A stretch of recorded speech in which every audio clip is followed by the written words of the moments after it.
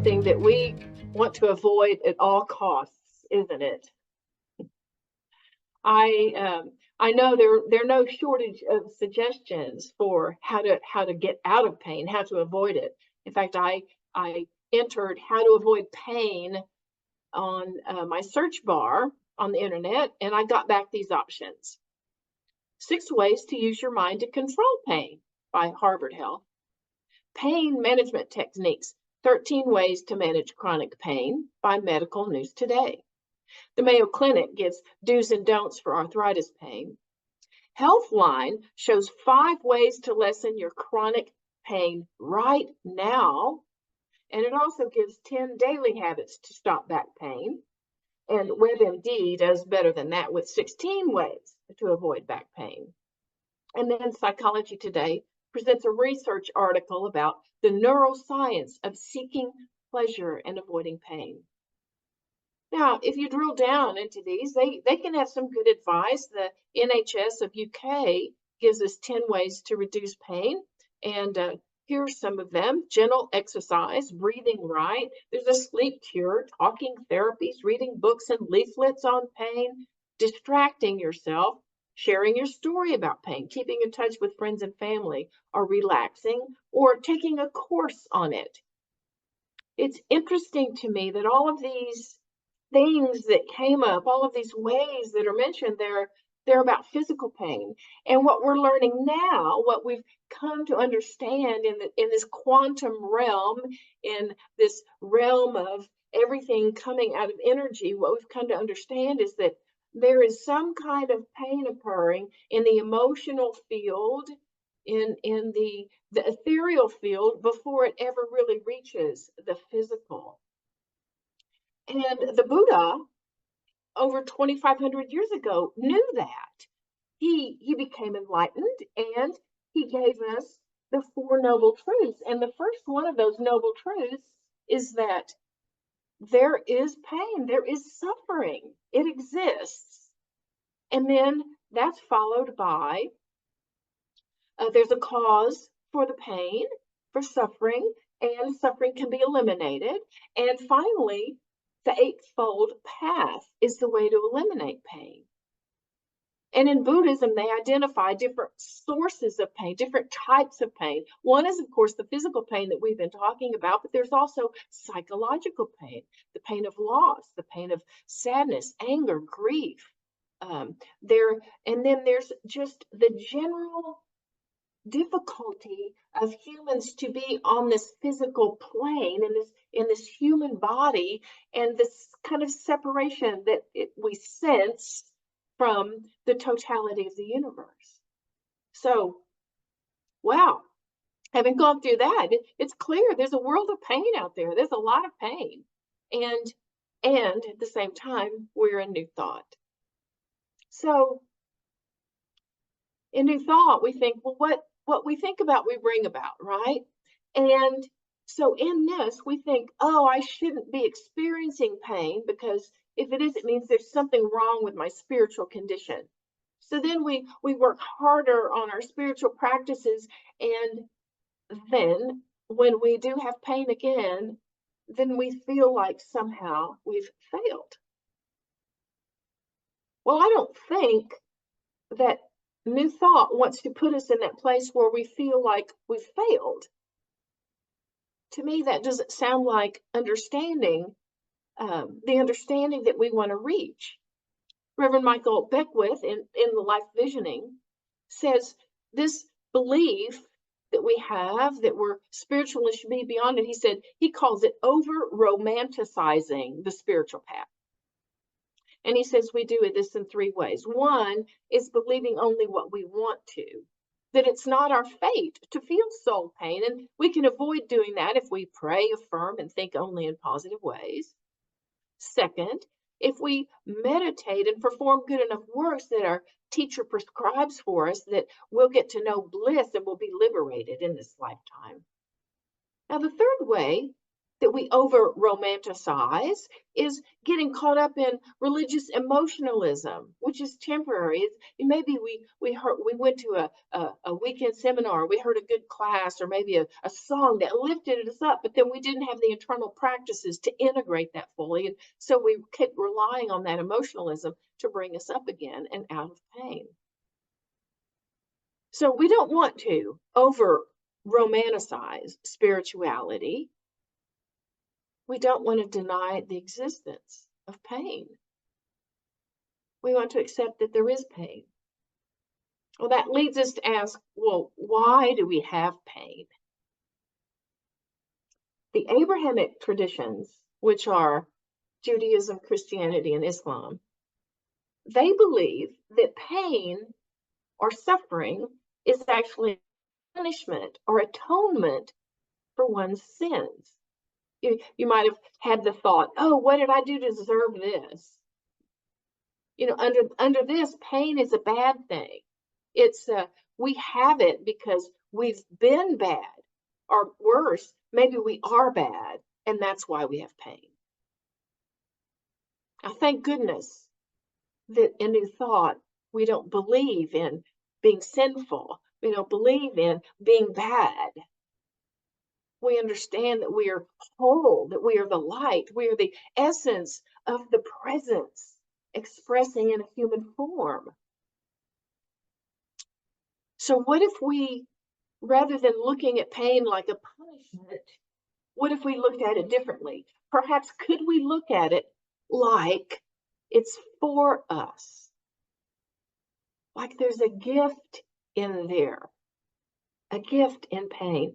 To do this, we have to go back to our spiritual principles, the one where we start with knowing that there's this one living spirit that's the absolute first cause in everything, and that it manifests itself through all creation. And so all creation is just the outcome of this self-knowingness of God. And it is always eternal goodness, eternal loving kindness. It's givingness of life to all.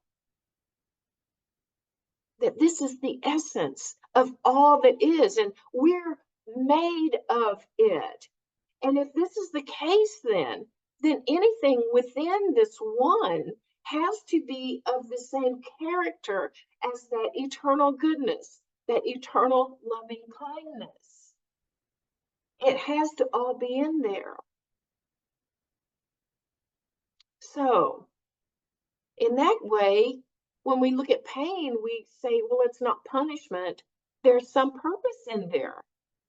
Because in this one, nothing is without purpose. So there's some purpose. And then we need to discover what it is. Well, we can look at pain as being something that is intended to move us off from the place where we are. Something that is intended to tell us that it's time to change. Yeah, pain is simply information.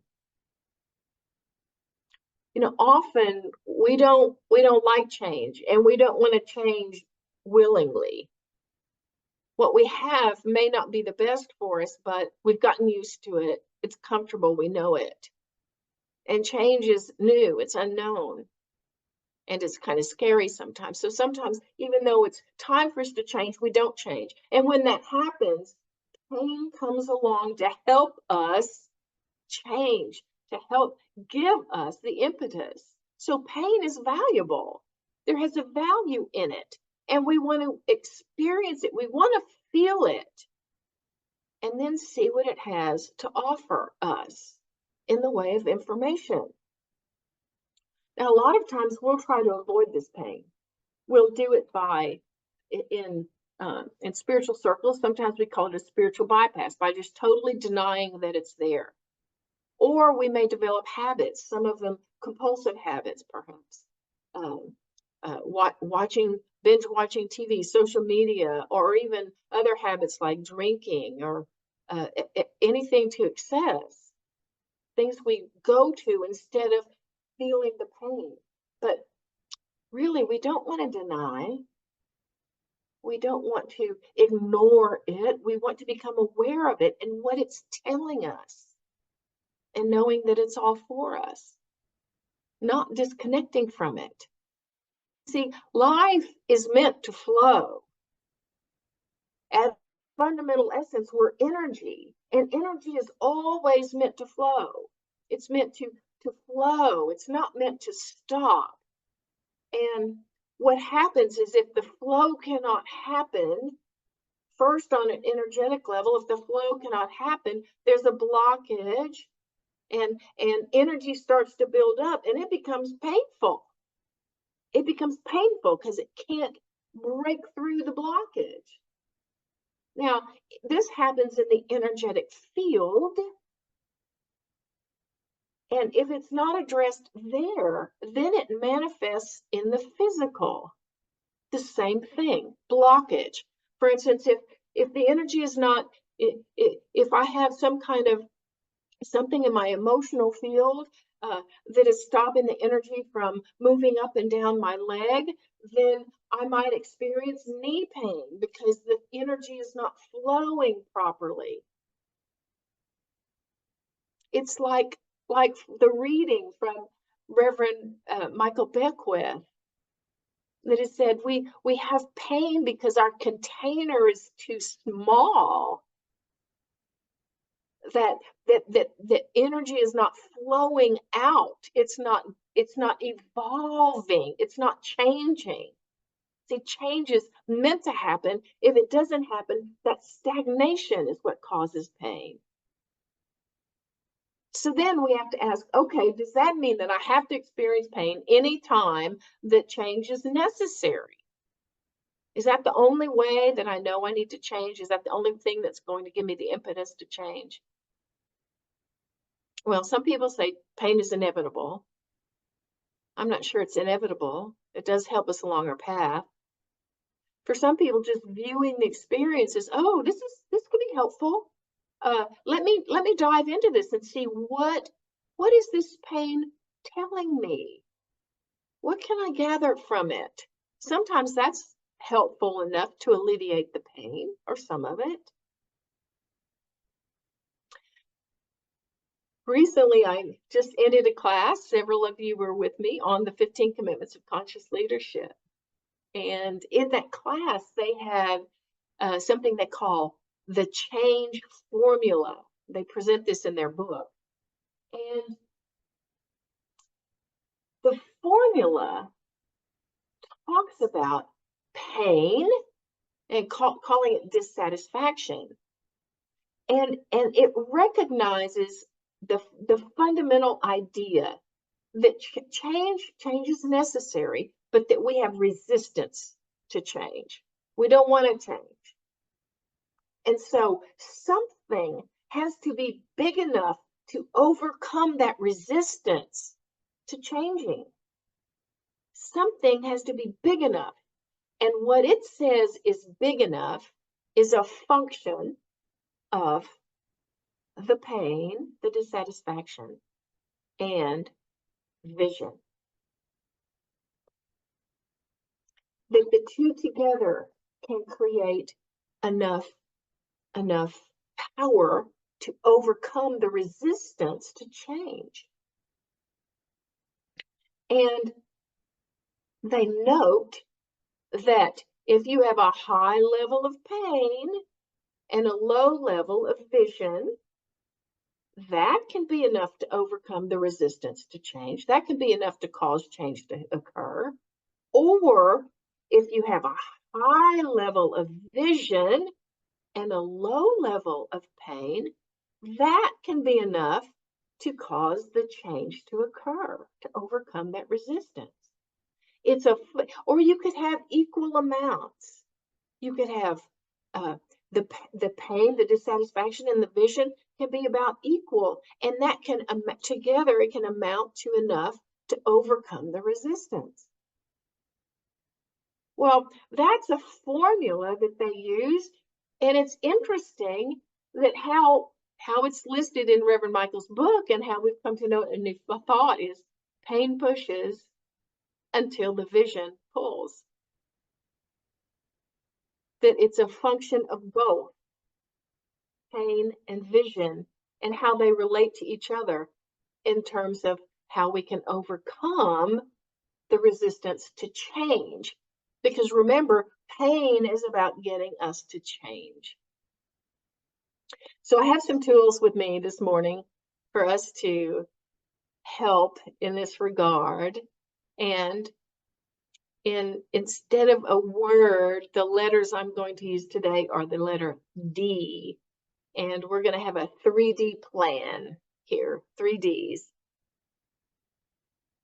The first D stands for dive in. Dive into the pain. Don't ignore it. Dive into it. In using the example of a pool, for instance, diving in would be, first of all, we have to be aware, okay, that there is a pool, aware and acknowledge, okay, there is a pool there.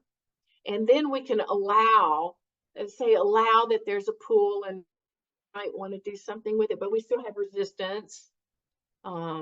It's like maybe sticking your toe in the water, just a little toe.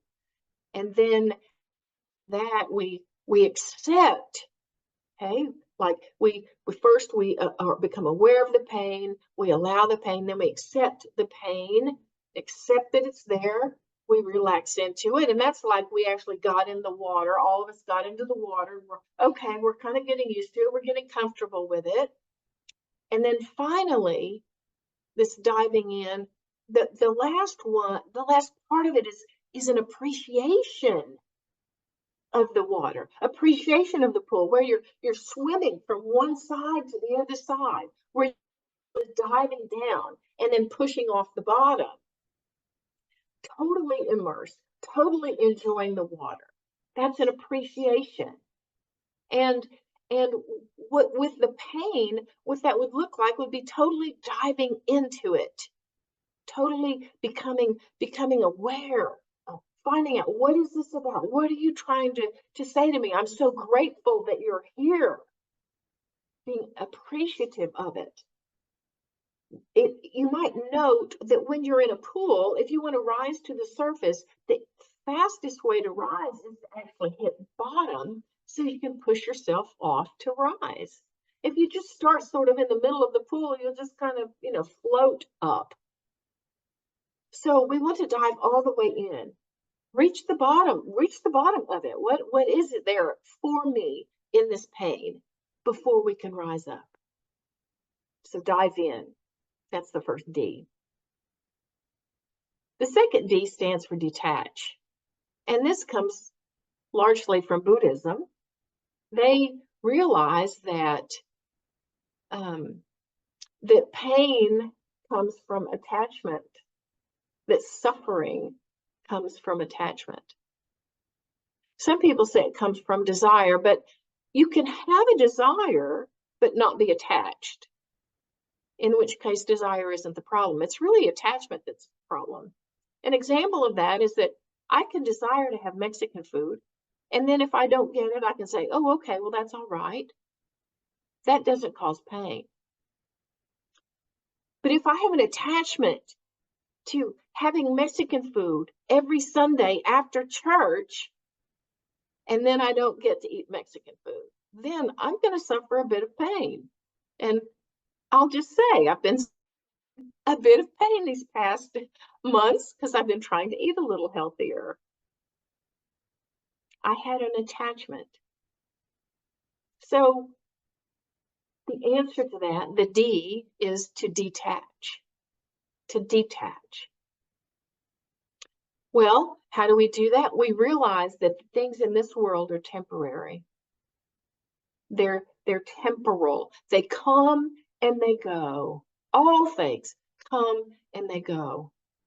And that the real, capital R, real, that which we want to hang on to, that which we want to incorporate, that which we want to integrate, are things of, you might call it spirit or essence or universal intelligence. things like love, beauty, joy, harmony. That those are the things that we want to actually hang on to rather than being attached to the temporal things of the world. Now, there's another way to detach as well. If we can't get it that way, there's another way to detach, and it's by just simply letting go. Reverend Michael says, fortunately, a person eventually grows weary of living in such a state of consciousness. To heck with it, they say, I just give up. I'm sick and tired of being sick and tired. This form of passive surrender creates an unexpected gap in the victim's thinking, causing them to ask, what's this strange new feeling? Then something else begins to occur, a growing realization that there just might be greater possibilities and a deeper purpose to life than previously thought. There's an opening to deeper inquiry, more availability of new ways in life, that there's new energy, more spaciousness, which reveals even more possibilities. The 12 steps in recovery have long known and practiced surrender, giving up, just giving it up. What a wonderful way to detach, to allow something else to come in. See, as long as we're attached, there's no space for anything new to emerge. So we detach, either by doing it through the realizing it's temporal or just by giving up, by letting go. Now, the third D is dream. Dream.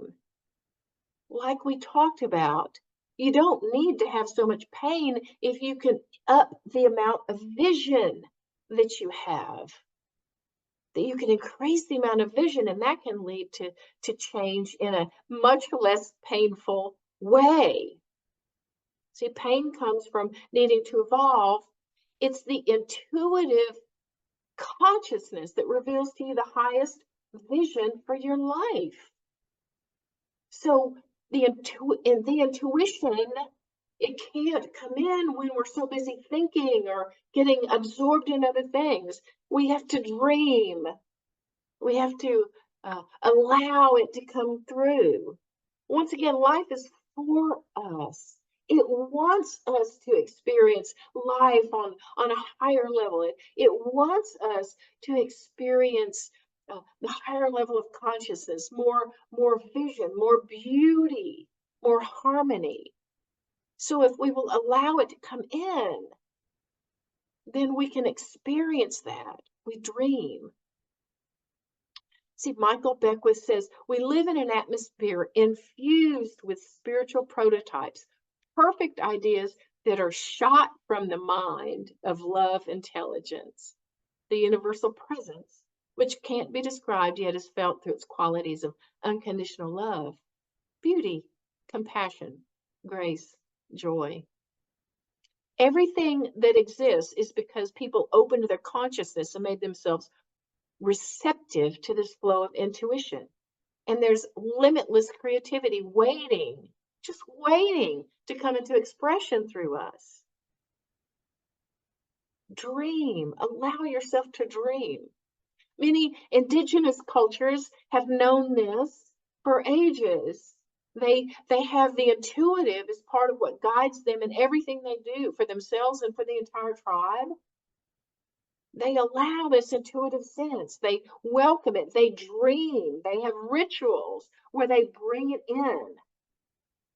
So allow yourself to dream, to let go of the busyness of the mind.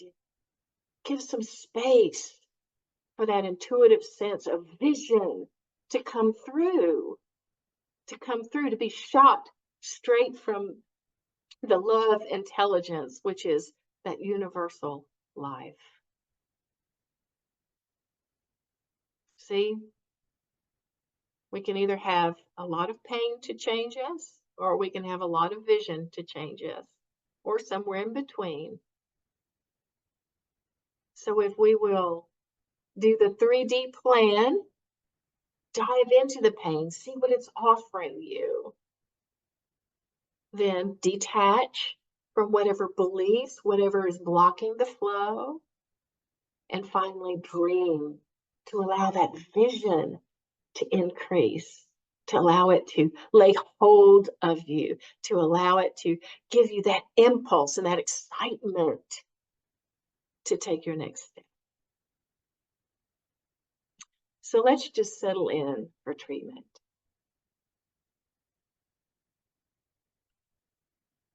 As we take that deep breath in the belly, I remember with gratitude that there is only one, that there is one life, one intelligence, one essence, and that everything is made out of it. Everything is this one grace and this one goodness and this one wholeness. That it is life and that it is my life. I am made of this essence, this presence, this universal creative essence out of which all things come.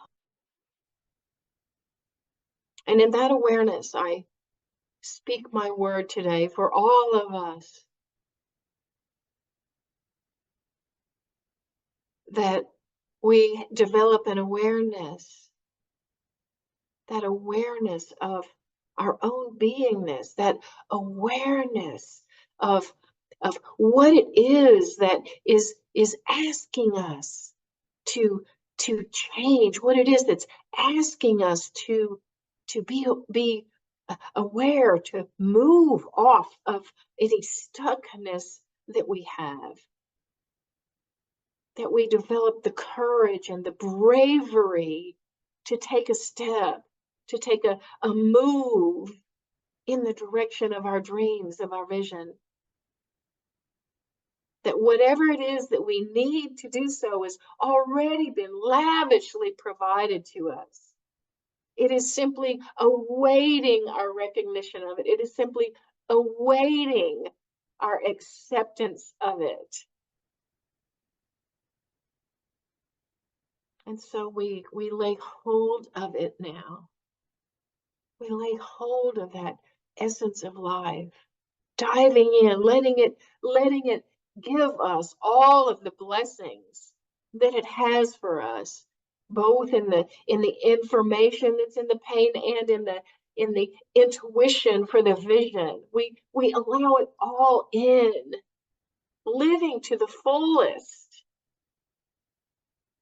living to the fullest. This is our life. Letting go of that which has come before, that which is no longer serving, so that we can be pulled by that vision of the life divine. I'm so grateful for this awareness, to know that this is simply our path. And so in joy and celebration, I release it into that law. And so it is. Amen.